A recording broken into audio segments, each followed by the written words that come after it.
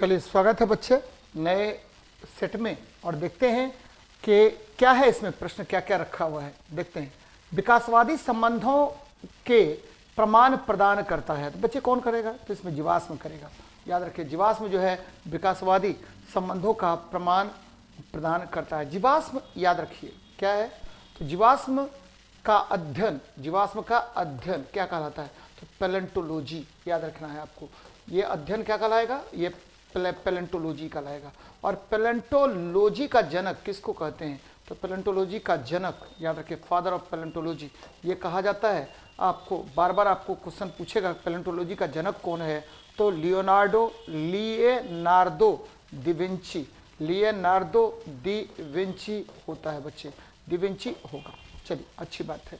अब एकदम याद रखिएगा बार बार आपसे क्वेश्चन पूछेगा कि विकासवाद का सिद्धांत किसने दिया?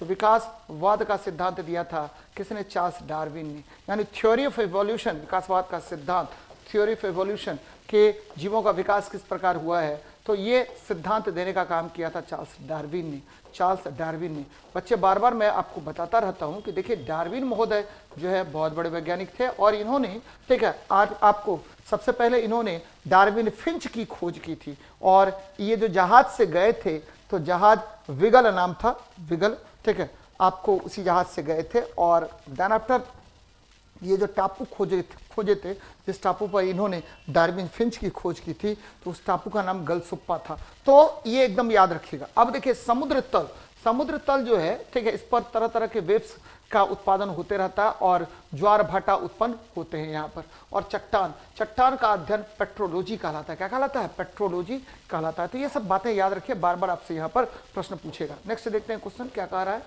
याद देखिए 10 न्यूटन का बल किसी वस्तु पर कार्य करता है, वस्तु बल की दिशा में 5 मीटर विस्थापित होता है, तो किया गया कार्य कितना होगा? तो आसान बात है बच्चे, ठीक है, W बराबर क्या होगा?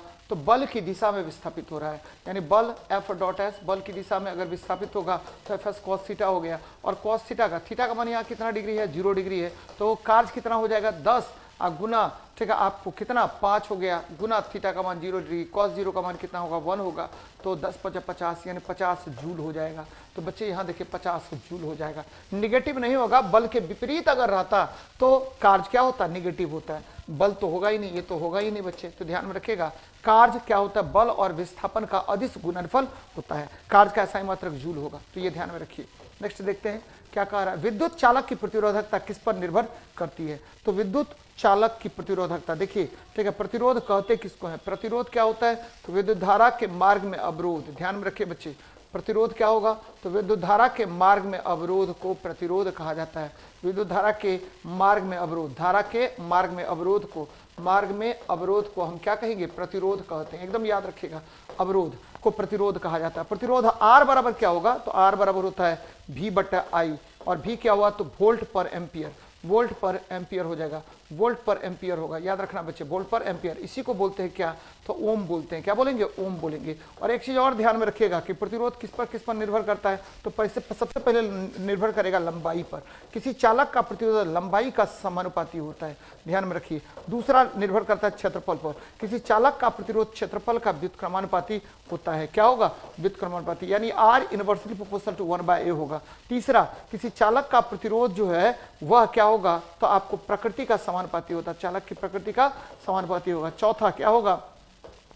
किसी चालक का प्रतिरोध जो है तापमान का भी समानुपाती होगा, यानी तापमान बढ़ेगा तो आपको बढ़ जाएगा। तो बच्चे सामग्री पर, ठीक है, आपको तार अनुभाग का क्षेत्रफल पर और सभी दिए गए विकल्प पर, तो सभी दिए गए विकल्प पर निर्भर करेगा। सामग्री पर भी निर्भर करता है, सामग्री मतलब प्रकृति पर भी निर्भर करेगा। तो ये बातें याद रखिएगा, बार बार यहाँ पर प्रश्न आपसे पूछेगा। नेक्स्ट देखते हैं, वायु में ध्वनि के वेग से अधिक की चाल से यात्रा करने वाली वस्तु को क्या कहते हैं? बच्चे यहाँ पर आपको मैं मैक संख्या बताता हूँ, मैक नंबर क्या होता है? तो वस्तु की चाल बटे ध्वनि की चाल, एकदम ध्यान में रखिएगा। वस्तु की चाल बटे क्या होता है? तो बटे ध्वनि की चाल हो जाएगी। इसी के अनुपात को मैक संख्या कहा जाता है। ध्वनि की चाल के अनुपात को मैक संख्या कहते हैं। और मैक नंबर क्या होगा? ग्रेटर देन 1 to 5 हो जाएगा तो सुपरसोनिक वस्तु कहा जाता है, और अगर मैक नंबर क्या होगा? लेस देन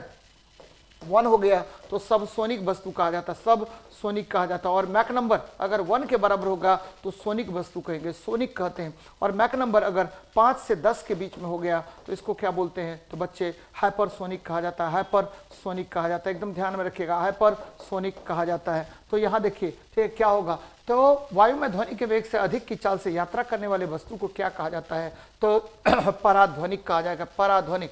अति पराध्वनिक तो क्या हो जाएगा, 5 से 10 गुना ज्यादा होगा तब ये अति पराध्वनिक कहा जाएगा, यह पराध्वनिक कहा जाएगा। अपस्रब देखिए, अपस्रब ठीक है, यदि ध्वनि तरंग की आवृत्ति 20 हर्ट्ज से कम हो गई, 20 हर्ट्ज से कम हो गई तो इसको इंफ्रासोनिक्स या अपस्रब कहेंगे। पराश्रब देखिए, यदि ध्वनि तरंग की आवृत्ति क्या होगी, 20,000 हर्ट्ज से अधिक हो जाती है तो ऐसे ध्वनि को हम पराश्रब ध्वनि कहते हैं। तो ध्यान में रखिएगा, अल्ट्रासोनिक वेव्स कहते हैं। तो ये बातें याद रखनी चाहिए बच्चे। नेक्स्ट देखते हैं क्वेश्चन क्या कह रहा है, कोई वस्तु सतत चाल से गति कर रही है जब उसका कोई डैश ना लग रहा हो। तो बच्चे अगर कोई वस्तु सतत चाल से गति करेगी तो उस पर अगर कोई बल ठीक है ना लग रहा हो तभी वो सतत चाल से गति कर सकती है। अगर किसी वस्तु पर आप बल लगा रहे हैं तो वस्तु सतत चाल से गमन नहीं कर सकती है। बच्चे एकदम ध्यान में रखिएगा, बल लगेगा तो बच्चे याद रखिए, बल यदि लगेगा किसी वस्तु पर तो बल लगा रहे हैं, बल लगाने पर क्या होगा, बल लगाने पर वस्तु सतत चाल से गमन करेगी, वस्तु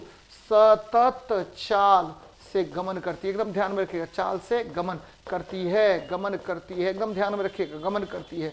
और ठीक है, वस्तु सतत चाल से गमन करेगी अगर बल लगेगा। अब देखिए आवेग क्या होता है, तो बल गुना सूक्ष्म समय को आवेग कहते हैं, बल गुना सूक्ष्म समय को क्या कहेंगे, तो आवेग कहते हैं। दाब क्या होता है, तो दाब होता है ठीक है आपको बल बटे क्षेत्रफल के अनुपात को, बल बटे क्षेत्रफल के अनुपात को क्या कहते हैं, दबाव कहते हैं। जड़त्व क्या होता है, तो जड़त्व ठीक है वस्तु का क्या है, तो वस्तु का गुण है, वस्तु का गुण है जिसके कारण, वस्तु का गुण है जिसके कारण वस्तु अपनी अवस्था को क्या करती है, बनाए रखती है। वस्तु अगर विराम में है तो विराम में रहेगी, वस्तु अगर गति में है तो गति में रहेगी। तो ये ध्यान में रखिएगा कि वस्तु अपनी अवस्था को बनाए रखने की प्रवृत्ति को, अपनी अवस्था को बनाए रखने की प्रवृत्ति को ही जड़त्व कहा जाता है। और जड़त्व मुख्य रूप से 3 प्रकार के होते हैं। विराम का जड़त्व, विराम में रहने वाली वस्तु तब तक विराम में रहेगी जब तक उस पर बल ना लगाया जाए, और गति में रहने वाली वस्तु तब तक गति में रहेगी जब तक उस पर बल ना लगाया जाए, गति का जड़त्व। और दिशा का जड़त्व, अगर कोई वस्तु ठीक है किसी निश्चित दिशा में गमन कर रहा है तो उसी निश्चित दिशा में वो गमन करती रहेगी, यानी गति का जड़त्व हो गया। यानी जड़त्व कितने प्रकार के, तो 3 प्रकार के।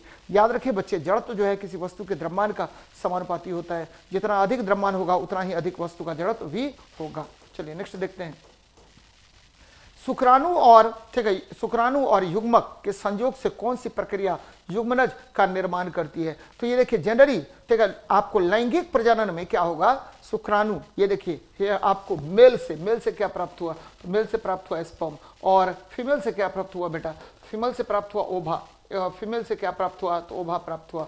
और ये दोनों क्या होगा, तो आपको ठीक है निषेचन करेगा, और निषेचन करने के बाद ठीक है क्या प्राप्त होगा, तो ये प्राप्त होगा ज़ायगोट। क्या होगा, ज़ायगोट होगा। ज़ायगोट जब आगे बढ़ेगा तो ये ठीक है 5 से 7 दिन के अंदर क्या होता है, एम्ब्रियो का निर्माण कर लेता है, एम्ब्रियो का निर्माण करेगा, यानी भ्रूण का निर्माण कर लेगा। और भ्रूण, ये सभी प्रक्रिया किस में होती है, तो लैंगिक जनन में होगा, जहां मेल और फीमेल पार्ट क्या होता है, अलग अलग होते हैं बच्चे। लैंगिक जनन में ये सारा कुछ होता है, तो ये ध्यान में रखिएगा। जबकि उत्तक संवर्धन, आपको पता है कि पादपों में उत्तक संवर्धन होता है, विखंडन ठीक है, अमीबा में क्या होगा, विखंडन होगा। तो ये सब बातें याद रखिएगा। जब भी शुक्राणु और युग्मक के संयोग की बात करेगा तो ये फैलोपियन ट्यूब में होता है, और मनुष्य में भी इसी प्रकार की प्रक्रियाएं होती है। लैंगिक जनन होता है जहां पर भ्रूण का निर्माण होता है, और ये भ्रूण का पोषण कहां पर होता है, तो गर्भाशय में होगा बच्चे। तो ये ध्यान में रखिएगा।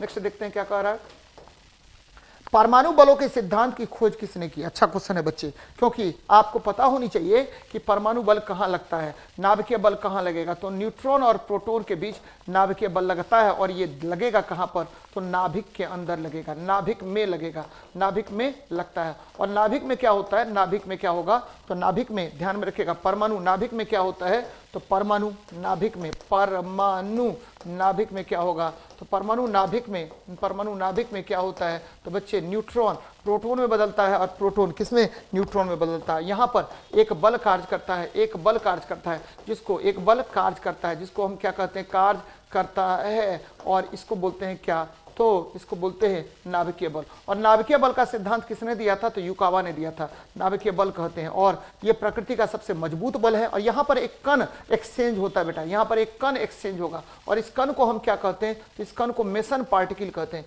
मेसन कण कहा जाता है। तो न्यूट्रॉन प्रोटॉन में बदलता है, प्रोटॉन न्यूट्रॉन में बदलता है एक विशेष प्रकार के कण के उत्सर्जन द्वारा। इस कण को मेसन कण कहा जाता है और यह सिद्धांत दिया था किसने? तो युकावा ने दिया था, युकावा ने दिया था। जेसी बोस, आपको पता है जगदीश चंद्र बोस पौधों में गति का पता लगाए थे और इन्होंने क्रेस्कोग्राफ नामक यंत्र की खोज की जिससे पौधों में गति का पता लगाया जाता है। हिडेकी युकावा, एसएन बोस बच्चे, एसएन बोस, सत्येंद्रनाथ बोस, इसने क्या किया?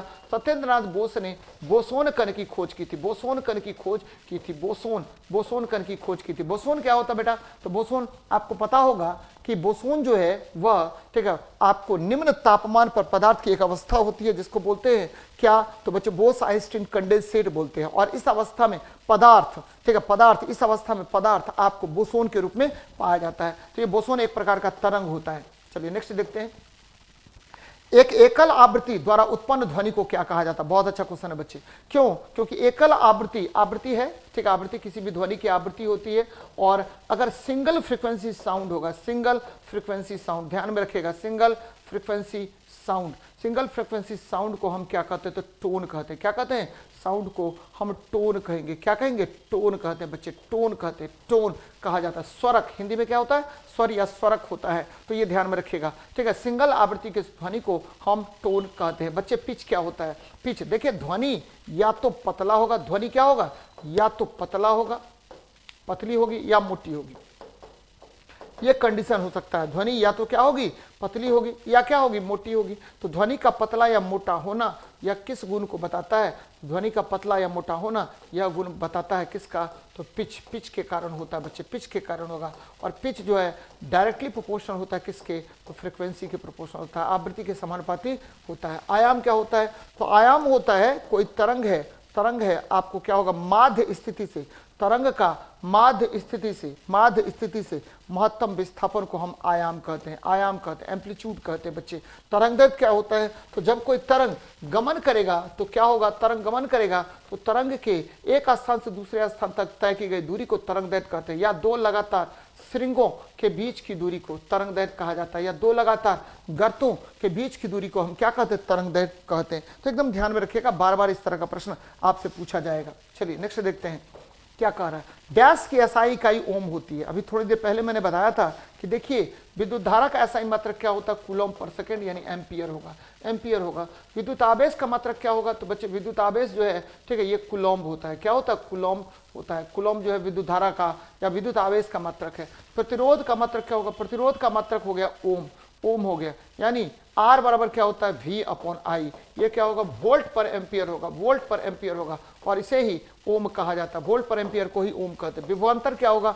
तो विभवांतर आपको पता है, विभवांतर जूल पर कूलम होता है और इसे वोल्ट कहा जाता है। जूल पर कूलम को हम क्या कहते हैं? तो वोल्ट कहते हैं। तो एकदम याद रखिएगा, बार बार आपसे क्वेश्चन पूछेगा, ठीक है। तो आंसर क्या होगा?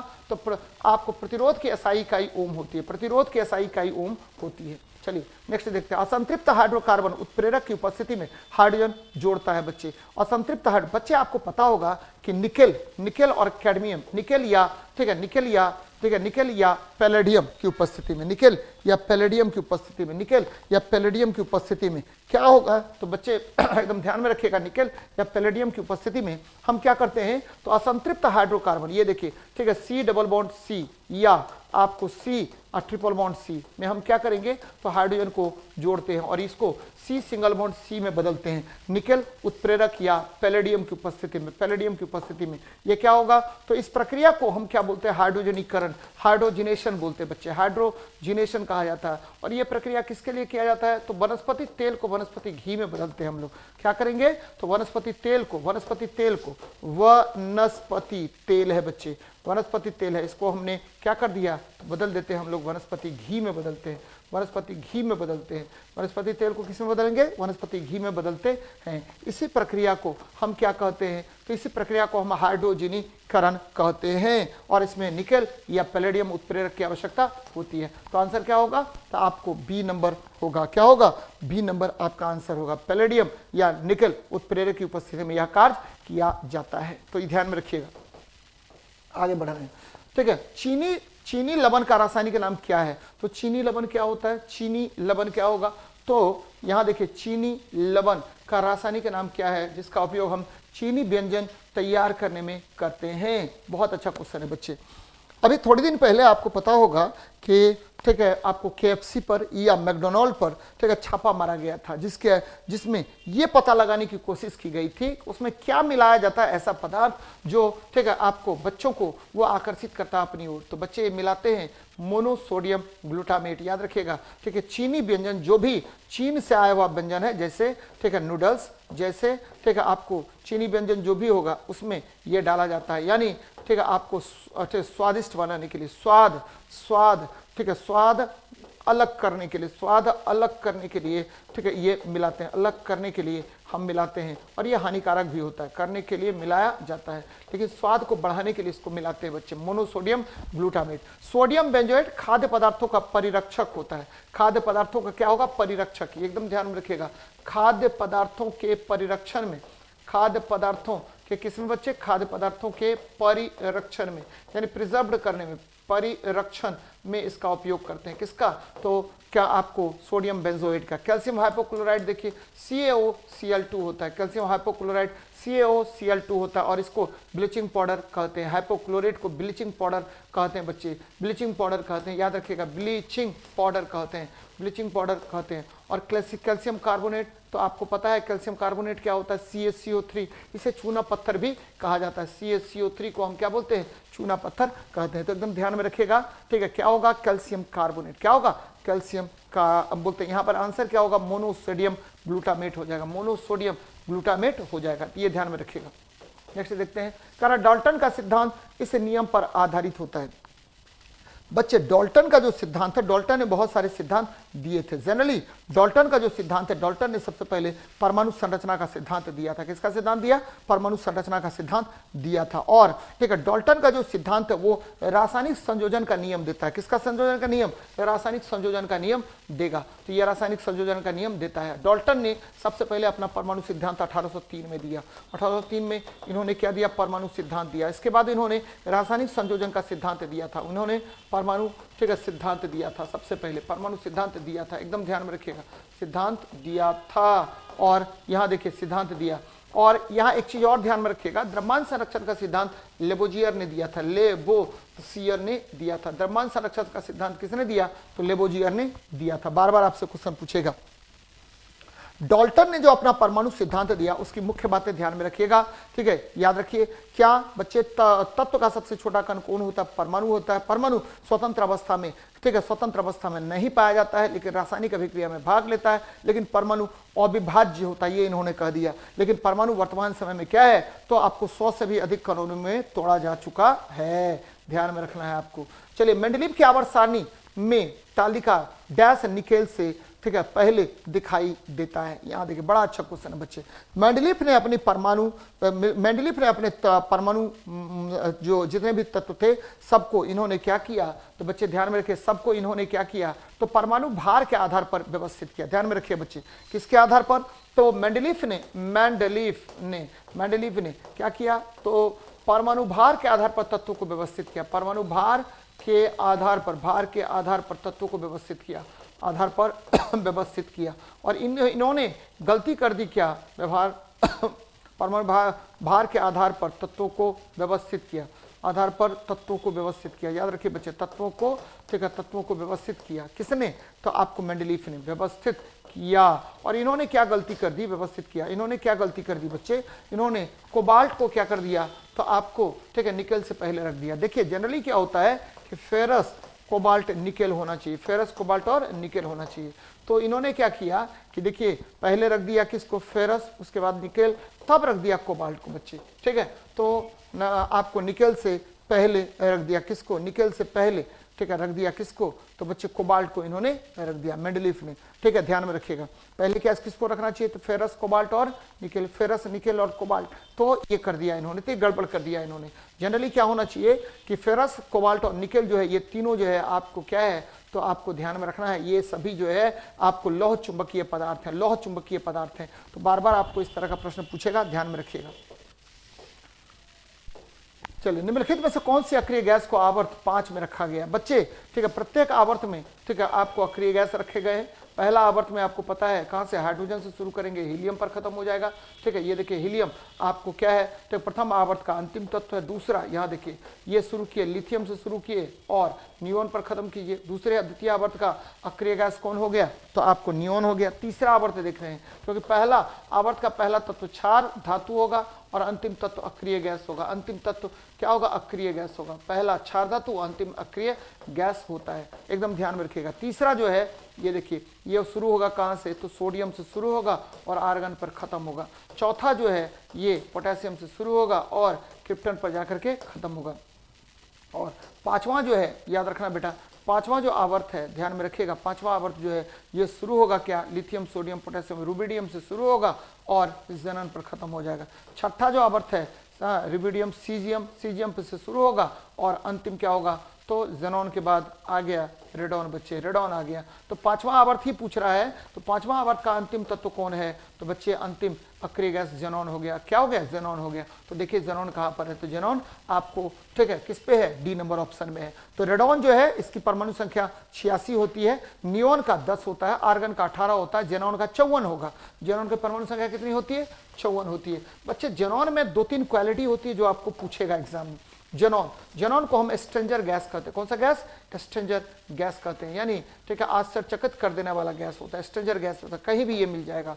और यह एकमात्र अक्रिय गैस है जो यौगिक बनाता है, यह एकमात्र अक्रिय गैस होता है। याद रखना बच्चे, एकमात्र अक्रिय गैस है जो यौगिक बनाता है। अक्रिय गैस है, अक्रिय गैस है जो यौगिक बनाता है, गैस है जो क्या बनाएगा, यौगिक बनाता है, जो यौगिक बनाता है। ध्यान में रखिएगा, एकमात्र अक्रिय गैस है जो यौगिक बनाता है। तो बार बार क्वेश्चन पूछेगा कि कौन सा अक्रिय गैस यौगिक बनाता है, तो आपको जेनॉन याद रखना पड़ेगा, ध्यान में रखिएगा। नेक्स्ट देखते हैं, कारण न्यूटन पर मीटर स्क्वायर डैश की इकाई है। बच्चे ठीक है, दाब की इकाई को न्यूटन पर मीटर स्क्वायर कहते हैं, क्योंकि दाब जो होता है बल बटा क्षेत्रफल होता है, न्यूटन पर मीटर स्क्वायर होगा और इसी को पास्कल कहते हैं। क्या कहते हैं, पास्कल कहते हैं। तो दाब की एसआई इकाई क्या होगी, पास्कल होगी। शक्ति, शक्ति क्या होगा, तो जूल पर सेकेंड होता है और इसे ही वॉट कहा जाता है, इसे ही वॉट कहा जाता है। कार, कार का एसआई मात्रक क्या होता है, केजी मीटर स्क्वायर पर सेकेंड स्क्वायर होता है, इसे जूल कहा जाता है। क्या कहते हैं बेटा, जूल कहते हैं। और 1 जूल बराबर क्या होता है, तो 10⁷ अक्स होता है, 10⁷ अक्स होता है। तो ये ध्यान में रखिएगा। बल क्या होगा, तो बल का मात्रक न्यूटन होगा। तो आंसर क्या होगा, तो आपको दाब हो जाएगा। दाब का एसआई मात्रक क्या होता है, न्यूटन पर मीटर स्क्वायर होता है। चलिए नेक्स्ट देखते हैं क्या कह रहा है।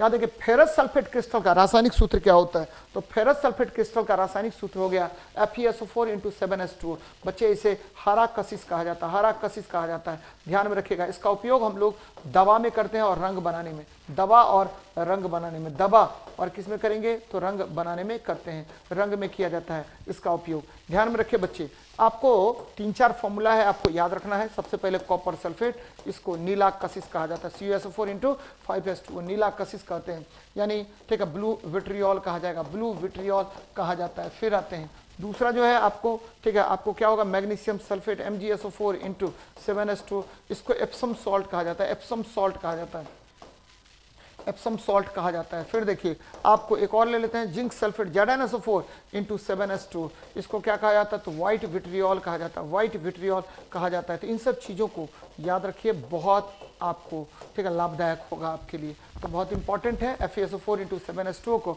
हरा कशिश कहा जाता है, ध्यान में रखिएगा। नेक्स्ट देखते हैं, एक कार का वेग 5 सेकंड में 18 किलोमीटर प्रति घंटा से 36 किलोमीटर प्रति घंटा हो गया, तो कार का त्वरण ज्ञात कीजिए। आसान क्वेश्चन है।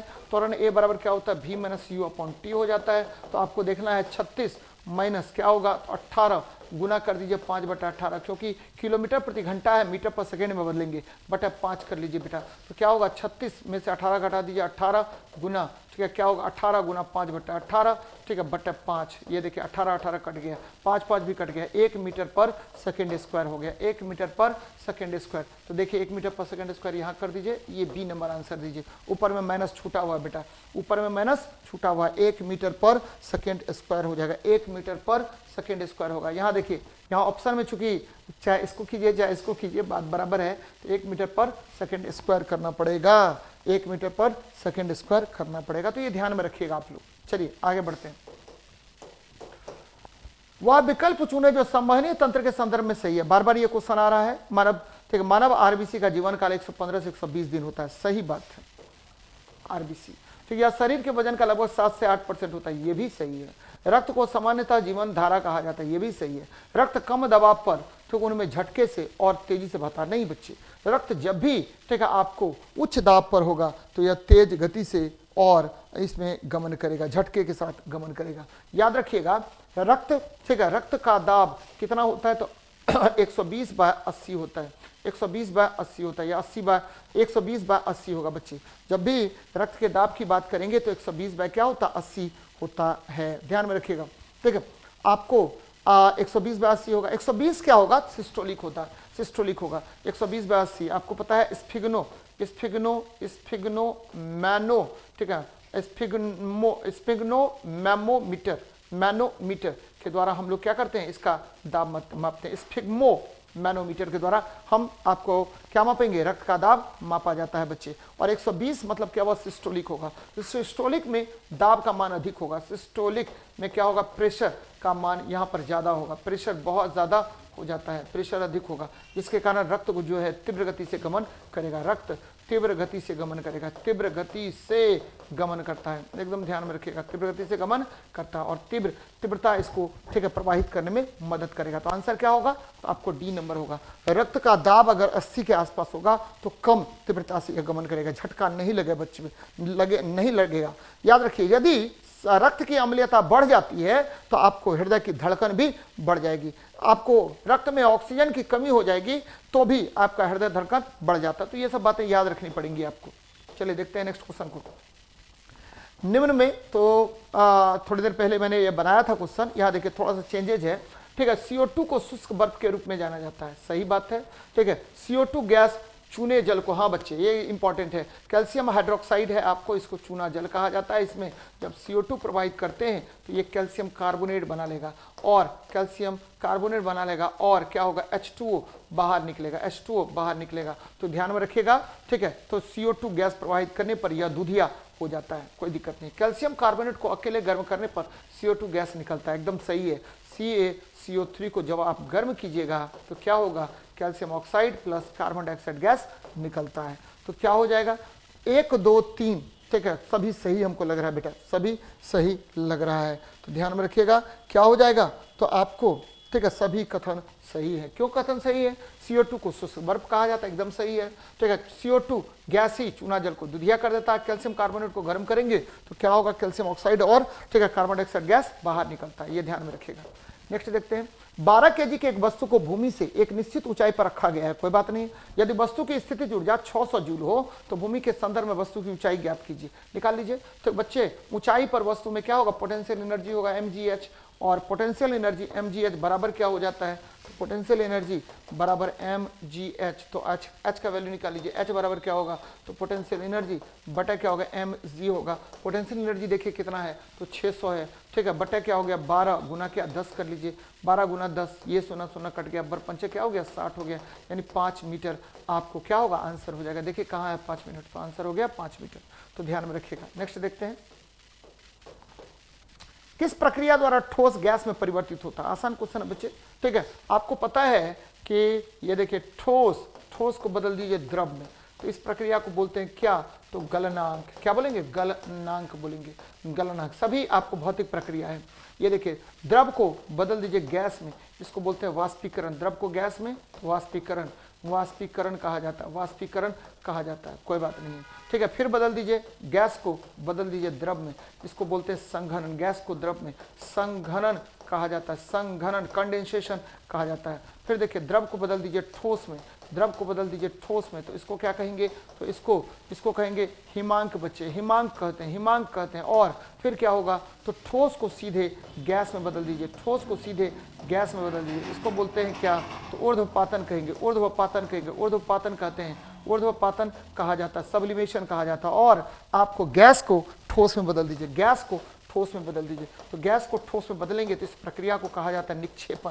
क्या कहते हैं, निक्षेपण कहा जाता है। सभी भौतिक प्रक्रिया है। तो क्या कह रहा है, ठोस को गैस में, तो तो बच्चे ठोस को गैस में बदलेंगे तो ऊर्ध्वपातन प्रक्रिया कहेंगे। ठोस को सीधे गैस में बदलने की प्रक्रिया को ऊर्ध्वपातन कहा जाता है। अब देखिए कौन कौन सा पदार्थ का ऊर्ध्वपातन आप कर सकते हैं। तो सबसे पहले अमोनियम क्लोराइड का NH4Cl का, फिर आपको याद रखिए इसी को नौसादर बोलते हैं। ये देखिए कपूर को कर सकते हैं, कपूर को। फिर देखिए ठोस CO2 को कर सकते हैं, ठोस CO2 को कर सकते हैं, ठोस कार्बन डाइऑक्साइड। आपको आयोडीन को कर सकते हैं, आयोडीन को कर सकते हैं। फिर देखिए बेंजीन को, एंथ्रासीन को, ये सब को आप सीधे, ठीक है, क्या आपको ठोस से गैस में बदल सकते हैं। ये सभी ऊर्ध्वपातित होने वाले पदार्थ होते हैं, तो ध्यान में रखना है आपको।